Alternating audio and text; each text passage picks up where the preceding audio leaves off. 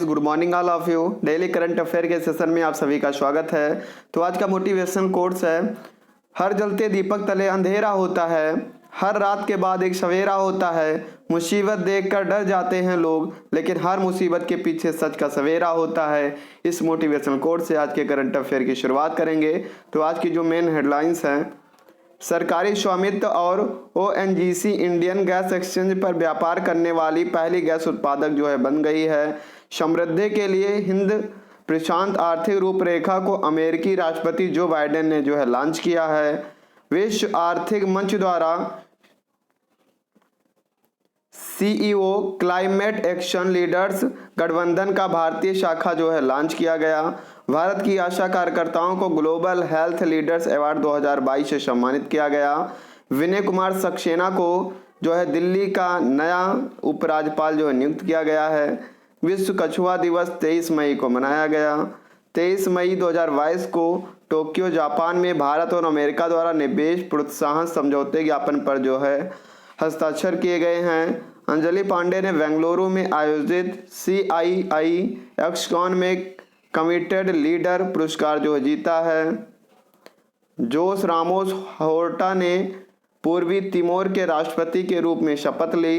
अंतर्राष्ट्रीय श्रम संगठन ने कार्य की दुनिया पर एक रिपोर्ट जो है जारी की है। विश्व आर्थिक मंच की वार्षिक बैठक दावोस में शुरू हुई। भारत मंकी पॉक्स प्रभावित देशों में से आने वाले यात्रियों की जो है स्क्रीनिंग करेगा, जो भी यात्री आएंगे।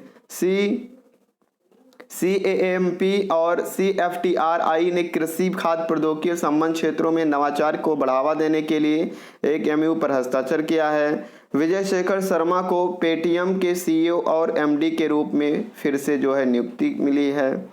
ये थी आज की मेन हेडलाइंस।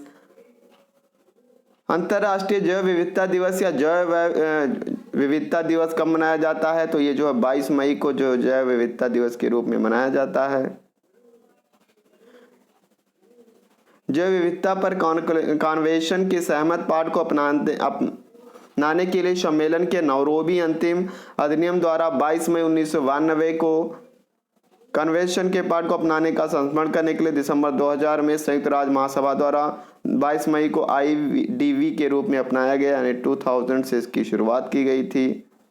2022 की थीम क्या थी?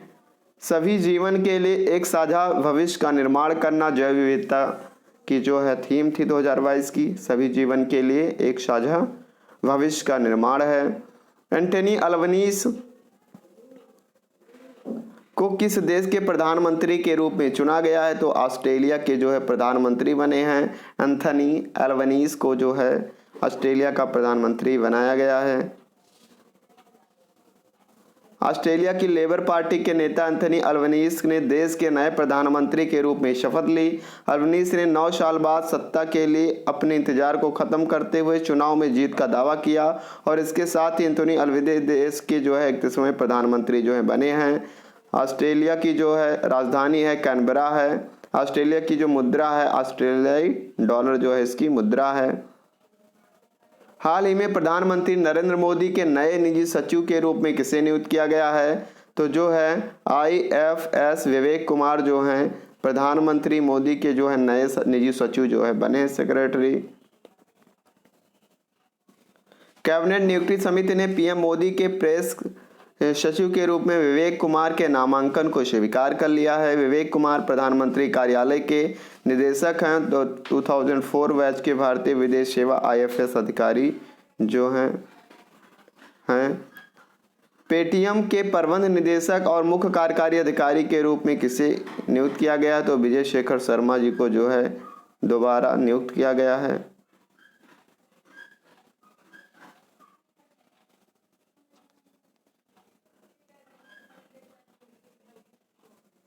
उनका जो कार्यकाल है 19 दिसंबर 2022 से 18 दिसंबर 2027 तक जो है रहेगा।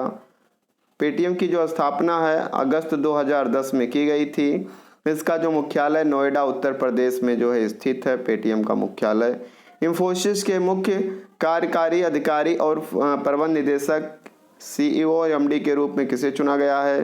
तो इसमें जो है इंफोसिस जो कंपनी है सरिल एस फारेक को जो है इसमें MD और CEO बनाया गया है। 12वीं हॉकी इंडिया सीनियर महिला राष्ट्रीय चैंपियनशिप का खिताब किसने जीता? तो उड़ीसा ने जो है इसका खिताब जीता है। किसने?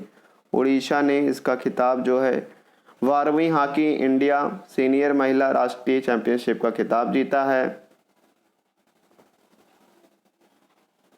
इसका आयोजन जो है मध्य प्रदेश के भोपाल में किया गया था।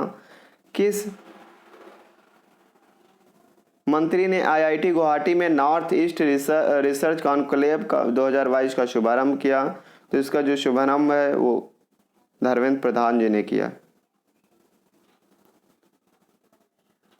केंद्रीय शिक्षा और कौशल विकास मंत्री श्री धर्मेंद्र प्रधान ने आईआईटी गुवाहाटी में नॉर्थ ईस्ट रिसर्च कॉन्क्लेव 2022 का जो है शुभारंभ किया है। भारत और किस देश के बीच में ऑर्डिनरी पेट्रोल का चौथा संस्करण शुरू हुआ? तो बांग्लादेश में जो है बांग्लादेश में इसकी शुरुआत हुई है। पेटीएम जनरल इंश्योरेंस लिमिटेड नामक एक संयुक्त उद्यम सामान्य बीमा जीवन कंपनी जो है की घोषणा किसने की? तो इसकी जो घोषणा है वो पेटीएम ने की है। किसने? पेटीएम ने जो है जनरल इंश्योरेंस लिमिटेड नामक एक उद्यम सामान्य जीवन बीमा की जो है शुरुआत की है। हाल ही में कौन से मंत्री विश्व आर्थिक मंच की दावोस बैठक में भारत का नेतृत्व करेंगे? तो पीयूष गोयल जो हैं वो इस आर्थिक मंच की दावोस बैठक में भारत का जो है नेतृत्व करेंगे।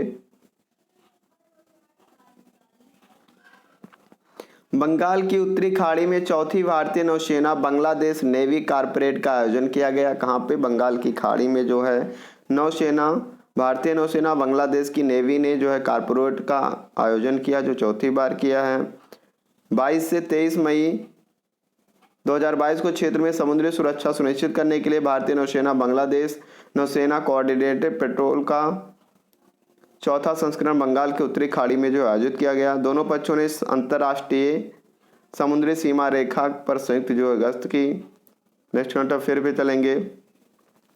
प्रधानमंत्री ने दूसरे वैश्विक कोविड वर्चुअल समिट में जो है भाग लिया। 12 मई 2022 को पीएम मोदी ने दूसरे वैश्विक कोविड वर्चुअल शिखर सम्मेलन में भाग लिया। उन्हें संयुक्त राज्य अमेरिका के राष्ट्रपति जोसेफ आर बिडेन जूनियर द्वारा आमंत्रित किया गया था। उन्होंने महामारी की थकान को रोकना और तैयारी को प्राथमिकता देना विषय पर शिखर सम्मेलन के उद्घाटन सत्र को जो है संबोधित किया है। जेट एयरवेज को वाणिज्यिक उड़ानें शुरू करने के लिए DGCA की जो है मंजूरी दी है। जेट एयरवेज को जो है उड़ानें शुरू करने के लिए DGCA की जो मंजूरी मिली है। वित्त वर्ष 2012 में भारत ने 83.57 अरब अमेरिकी डॉलर का अब तक का सबसे अधिक वार्षिक FDI प्रवाह जो है दर्ज किया है। WHO DG के ग्लोबल हेल्थ लीडर्स अवार्ड के 6 विजेताओं में भारत की आशा कार्यकर्ताओं को भी इसमें शामिल किया गया है। 22 मई 2022 को भारत की 10 लाख सभी महिला मान्यता प्राप्त सामाजिक स्वास्थ्य कार्यकर्ताओं आशा कार्यकर्ताओं को विश्व स्वास्थ्य संगठन ने महानिदेशक के ग्लोबल हेल्थ लीडर्स अवार्ड से जो है सम्मानित किया है। उन्होंने ग्रामीण क्षेत्रों में स्वास्थ्य सुविधाओं तक सीधी पहुंच प्रदान करने में उनकी महत्वपूर्ण भूमिका और देशों में कोरोना वायरस महामारी पर लगाम लगाने के लिए अथक प्रयासों के लिए जो है उनको सम्मानित किया है। अन्ना काबले दुबा ने पहला Aster Guardian Global Nursing Award 2022 जो है प्राप्त किया। किसने? अन्ना काबले दुबा जो है केन्या में मार्साविट काउंटी की एक नर्स दुबई में अटलांटिक द पॉम आयोजित एक पुरस्कार समारोह में first Aster Guardian Global Nursing Award 2022 की जो है विजेता बनी है। एंथोनी अल्बनीज ने ऑस्ट्रेलिया के नए प्रधानमंत्री के रूप में जो है शपथ ली है। किसने? एंथोनी अल्बनीज जो हैं ऑस्ट्रेलिया के नए प्रधानमंत्री बने हैं। सलील पारेख 5 साल के लिए इंफोसिस के CEO और MD के रूप में जो है नियुक्त किए गए हैं। कौन? सलील पारेख जो हैं वो इंफोसिस कंपनी के MD और CEO के रूप में नियुक्त किए गए हैं। इंफोसिस लिमिटेड के निदेशक मंडल के ने नामांकन और प्रशासनिक समिति की सिफारिश पर सलील पायलट को 1 जुलाई 2022 से 31 मार्च तक 5 वर्षों के लिए इंफोसिस के प्रबंध निदेशक और मुख्य कार्यकारी अधिकारी के रूप में जो है नियुक्त किया है। डॉक्टर जितेंद्र सिंह ने बायोटेक शोध कार्यकर्ताओं और स्टार्टअप के लिए एकल राष्ट्रीय पोर्टल जो है लॉन्च किया। किसने लॉन्च किया? डॉक्टर जितेंद्र सिंह ने जो है इस पोर्टल को लॉन्च किया है। मेघालय में खोजी गई विषैले सांप की एक नई प्रजाति। कहाँ पे? मेघालय में एक विषैले सांप की नई प्रजाति की खोज की गई है। 2022 IVA महिला विश्व मुक्केबाजी चैंपियनशिप इस्तांबुल में आयोजित तुर्की पदक तालिका में जो है सबसे ऊपर है। हाल ही में भारत का पहला डिजिटल वाटर डेटा बैंक एक्वारिज्म किस राज्य में लॉन्च किया गया? तो एक कर्नाटक राज्य में जो है लॉन्च किया गया। कहाँ पे? कर्नाटक राज्य में लॉन्च किया गया है। हाल ही में इंडियन नेवी के किस प्रोजेक्ट के तहत बने गाइडेंस मिसाइल डिस्टेंस युद्धपोत सूरत का जलावरण रक्षा मंत्री ने किया? तो प्रोजेक्ट 15B के तहत इसका जो है अनावरण किया गया। हाल ही में किस केंद्र शासित प्रदेश के उपराज्यपाल अनिल बैजल ने इस्तीफा दिया है? तो दिल्ली के उपराज्यपाल ने जो है इस्तीफा दिया है। हाल ही में केंद्र सरकार ने किस राज्य में स्थित रामगढ़ विषधारी भारत के 52वें बाघ अभयारण्य के रूप में सूचित किया गया? तो राजस्थान का ये अभयारण्य है। हाल ही में चर्चा में रहा देवरीगढ़ वन्यजीव अभयारण्य किस राज्य में स्थित है? तो उड़ीसा में जो है देवरीगढ़ वन्यजीव अभयारण्य जो स्थित है। किस महासागर में अगाध सागरीय मैदानों का सर्वाधिक विस्तार पाया गया? तो प्रशांत महासागर में जो सर्वाधिक विस्तार पाया गया है। हाल ही में मुक्केबाज निखत जरीन ने विश्व महिला बॉक्सिंग चैंपियनशिप में जो है गोल्ड मेडल जीता है। हाल में एक ग्लोबल एंटरप्रेन्योरशिप मॉनिटर 2021-22 रिपोर्ट में भारत कौन से स्थान पर रहा? तो भारत जो चौथे स्थान पर रहा। हाल ही में किस राज्य सरकार ने महिला अर्जित कार्य कार्यक्रम की शुरुआत की? तो कर्नाटक सरकार ने जो इसकी शुरुआत की है। हाल ही में किस देश की संसद ने कैटलिन नोवाक को यूरोपीय संघ की पहली महिला राष्ट्रपति के रूप में चुना है? तो ये हंगरी की पहली महिला राष्ट्रपति जो है बनी है कैटलिन नोवाक। हाल ही में किसने प्राकृतिक खेती को बढ़ावा देने के लिए जीवा कार्यक्रम की शुरुआत की है? तो जीवा कार्यक्रम की शुरुआत राष्ट्रीय कृषि और ग्रामीण विकास बैंक ने जो है इसकी शुरुआत की है। हाल ही में कौन सा देश दुनिया का सबसे शक्तिशाली जलवायु परिवर्तन सुपर कंप्यूटर का निर्माण कर रहा है? तो यूनाइटेड किंगडम जो है इसका निर्माण कर रहा है।